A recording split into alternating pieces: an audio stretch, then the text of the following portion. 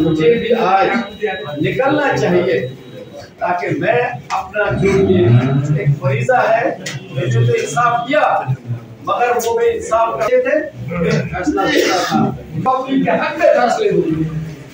तो पब्लिक के हक में इनका तारुफ जरूरत नहीं मुझे मैटर में करने की, इनका तारुफ मुझे इवन स्टेट में कहीं और भी करने की जरूरत नहीं, सब लोग इसको जल्दी। अब ये आम आदमी पार्टी में ही क्यों आए? अगर ये खिदमत ही करते तो दूसरी किसी पार्टी में क्यों नहीं गए? उसकी एक वजह है। जिस पार्टी में ये आए हैं वो पार्टी जो है वो तारीख है, वो पार्टी एक मिशन है और वो मिशन से पैदा हुई है, एक जद्दोजहद से पैदा हुई है। यानी जो चीजें जब जद्दोजहद से पैदा होती है, तारीख से पैदा होती है, वो इनकलाब लाती है। मैं एक नारा मारूंगा, इनकलाब जिंदाबाद, इनकलाब जिंदाबाद। तो वो इनकलाब कब आया? 2013 में, 12-13 में एक शख्स दिल्ली में जाके बैठता है, अन्ना हजारा उसके नाम, अन्ना हजारे जी है, वो बैठते हैं दिल्ली में कि मैं तंग आ गई है लोग कि कोई इन जो सियासी लीडर हैं इनसे कोई पूछ नहीं सकता कि आपने ये दौलत ये पैसा कहाँ से लाया, यानी आप इतने अमीर रातों-रात कैसे हो जाते हो? तो क्यों ना एक ऐसा कानून हो हिंदुस्तान में जिसको उन्होंने कानून बनाने की कोशिश की थी, लोकपाल बिल, वो मुहिम चलाई थी उन्होंने, इंडिया अगेंस्ट करप्शन। उस वक्त एक मुहिम चली, लाखों लोग मैदानों में आके बैठ गए। रामलीला मैदान है जिसमें कम से कम 10 लाख आदमी बैठ सकता है, वो आके बैठे। और उस वक्त एक शख्स जिसका नाम अरविंद केजरीवाल है, वो इनकम टैक्स का कमिश्नर था। इनकम टैक्स का कमिश्नर एक छोटी सी पोस्ट नहीं होती है, बहुत बड़ी पोस्ट होती है, वो भी दिल्ली जैसा इनकम टैक्स कमिश्नर। वो एक नॉर्मल घर से आया था, उसने सब कुछ देखा था, उसको बहुत शौक था। जब वो मुलाजिम था, उसे कॉलेज में पढ़ता था, ये बेसिकली इंजीनियर है, इंजीनियर में काबिल इंजीनियर है कि आईआईटी से जो सीट निकालता है, जो आईआईटीएन होता है, आप जान सकते हो एक आईएएस करना आसान है, आईआईटी में सीट लेना ज्यादा मुश्किल है। आईआईटीएन था वो उस वक्त भी जब आईआईटी में पढ़ता था, अगर आप हिस्ट्री पढ़े उसमें भी लोगों की खिदमत करता था। उसको भी शौक आया कि मैं भी उतर के इस मैदान में शामिल हूँ। आपको क्यों बता रहा हूँ? क्योंकि वो जद्दोजहद और वो उस मिशन में आने के लिए उसने खुद जद्दोजहद की। जब उसने जद्दोजहद की तो लोगों ने उसे कहा कि केजरीवाल साहब, ये जो जद्दोजहद आप कर रहे हो, ये गलियों में मोहल्लों में जद्दोजहद नहीं होती है। कानून जो आप चाहते हो बनाना, तो उसके लिए असेंबली का होना जरूरी है, और कानून असेंबली में बनते हैं, असेंबली पास होते हैं, तो आपको फिर असेंबली बनानी चाहिए, आपको एक पार्टी बनानी चाहिए, आपको इलेक्शन लड़ना चाहिए। कपिल सिब्बल साहब का नाम आपने सुना होगा, वो लॉ मिनिस्टर थे हमारे हिंदुस्तान के, कांग्रेस की हुकूमत थी।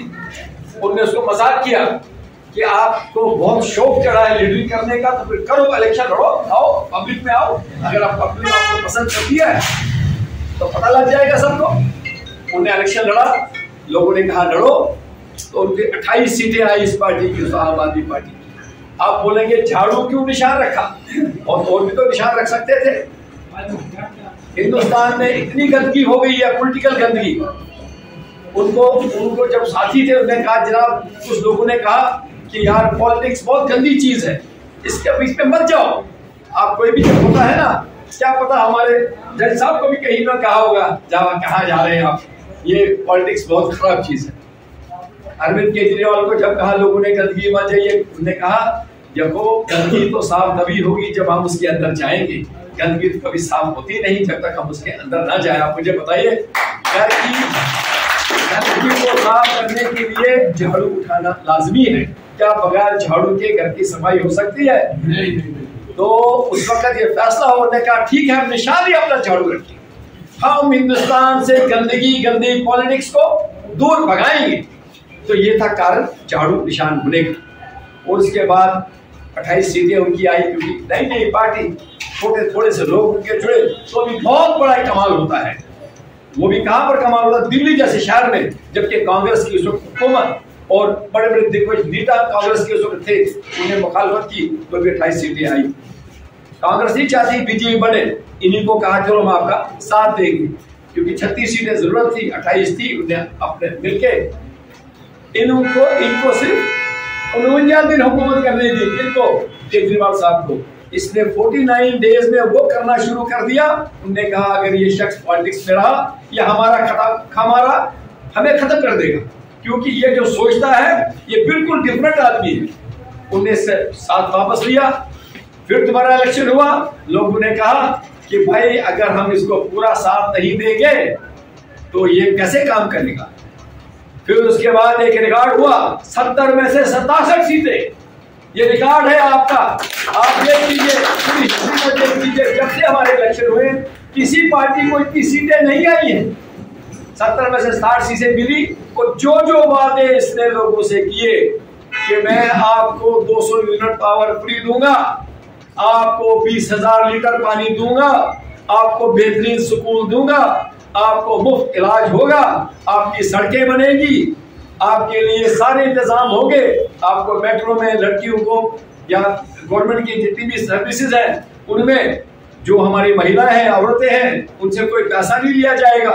उसके अलावा बेहिसाब स्कीमें, यानी रेवेन्यू का सिस्टम टोटल डिफरेंट है। वहां पर आपको पटवारी को नहीं ढूंढना, पटवारी आपको ढूंढता, तहसीलदार को वहां नहीं ढूंढना, तहसीलदार आपको वहां ढूंढता है।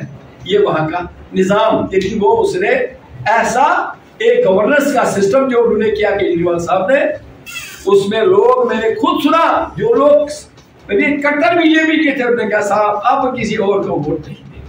अगर आपको आज हमने वोट नहीं दिया तो यकीन मानिए हिंदुस्तान में गंदी सियासत फिर कभी मर नहीं सकेगी, हमेशा के लिए गंदे लोग रह जाएंगे। इसलिए मैं, कुछ लोगों ने खुद कहा हम बीजेपी के वोट नहीं, हम बीजेपी, क्योंकि जो आपने कहा वो किया, बल्कि उससे फड़के किया। और उसके बाद उन्होंने वोट दिया। उन्हें फिर उसके बाद ये टर्म आई, अगली टर्म हुई, तो उसके बाद भी वो एक ऐसा चीफ मिनिस्टर था जिसने लोगों को कहा कि अगर मैंने काम किया है तो मुझे वोट देना, नहीं तो नहीं देना। आपको पता है दिल्ली में कितना बड़ा वो शाहीन बाग और सीए और एनआरसी और क्या क्या सिलसिला चल रहा था, कितना क्रिमिनलाइज किया गया, यानी कितना एक लोगों में कितना तफरका, कितनी डिवीजन डाली लोग, किन्होंने, वहां के लीडरों ने। उस वक्त भी लोगों ने तो भी वोट किसको दिया, इसी केजरीवाल को दिया, क्योंकि ये दिल्ली में बीजेपी की हुकूमत, पार्लियामेंट मेंबर उनके, मिनिस्टर उनके, उनकी छाती पर हुकूमत करने वाला अरविंद केजरीवाल है। ये आम आदमी है। यही आम आदमी जो है आज आपसे दरख्वास्त करता है, हम सब आम आदमी हैं, अगर हम आज भी नहीं बदलेंगे तो कब बदलेंगे। आज मौका है आपको, ये अल्लाह ताला ने बेहतरीन मौका दिया आपको। एक ऐसा शख्स आपको आज अल्लाह ताला ने, ऐसा शख्स जो है ना, इसका इंतखाब अल्लाह करता है। ये इंतखाब हो चुका है आपका कि यह आपके जो है इंशाअल्लाह और इंशाअल्लाह आपके एमएलए बनने चाहिए। और मुझे उम्मीद है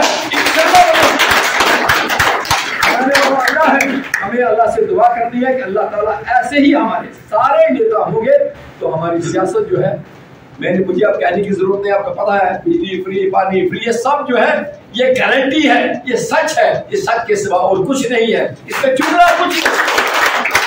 मैंने आपसे कहा ये सच है जो हम जानते हैं, इसलिए आप भी जहां जहां आप बैठेंगे, जिस भी जगह बैठेंगे, किसी दुकान में हो, किसी मोहल्ले में हो, किसी महफिल में हो, किसी शादी में हो, कहीं भी आप हो, मेहरबानी करके आम आदमी की बात करिए, कहिए अगर आज नहीं हम बदलेंगे।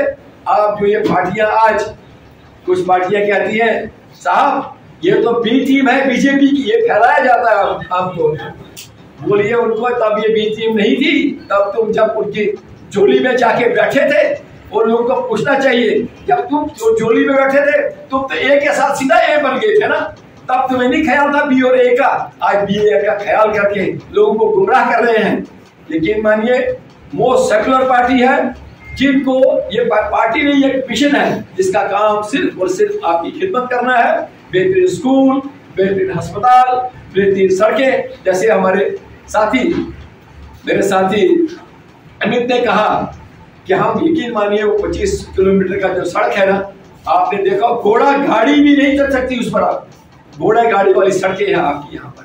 आप जाइए, देखिए यहाँ से मनकोट तक आप जाइए, इवन आगे भी जाइए, आप उससे आगे मनकोट से आप आगे जाइए, सागरा की तरफ गए, सारी सड़कों का बुरा हाल है। उसके बाद बाकी सिस्टम का क्या हाल है, अस्पतालों का क्या हाल है, यहाँ रेवेन्यू डिपार्टमेंट का क्या हाल है। आपने देखा कैसे कैसे बुरे कानून इनने बनाए, हमारी आपकी जमीनें जो आपके नाम मतलब कितनी दहाइयों से आपकी है वो आपसे छीनी जा रही है। ये सारा सिलसिला जो है इंशाल्लाह ये सब ठीक किया जाएगा।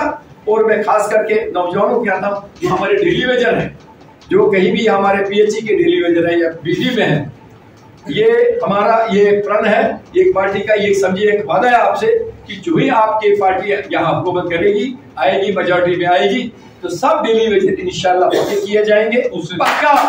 और फर्स्ट मंथ ये वादा हो चुका है, हर मीटिंग में कहा गया है ये किया जाएगा डेली वेजरों के लिए। और जितने भी हमारी नौकरियां जो हमारे पास वक्त देयर आर थाउजेंड्स ऑफ जो जॉब्स है ना, आपको पता है नौकरियां पोस्टें खाली हैं, भर नहीं रहे हैं, क्यों नहीं भर रहे ये समझ नहीं मुझे आती, समझे नहीं। तो यही एक हुकूमत जम्मू कश्मीर खसारे में चल रही है और दिल्ली की हुकूमत बढ़ोतरी की तरफ है। इंशाल्लाह ये करप्शन खत्म होगी और ये निजाम सारा सुधरेगा। अब मैं एक साथ एक अनाउंसमेंट भी करता हूँ, मैं आज ही इन्हें ये यहाँ का जो है हमारे कॉन्स्टिट्यूंसी का, इनको असेंबली कॉन्स्टिट्यूंसी का जो है इंचार्ज डिक्लेयर करता हूँ, हमारे इंचार्ज हैं। और इसके लिए मैं मेरे पास अपॉइंटमेंट लेटर साथ में है, तो मैं ये अपॉइंटमेंट लेटर जो है ये आपको दिखा देता हूँ।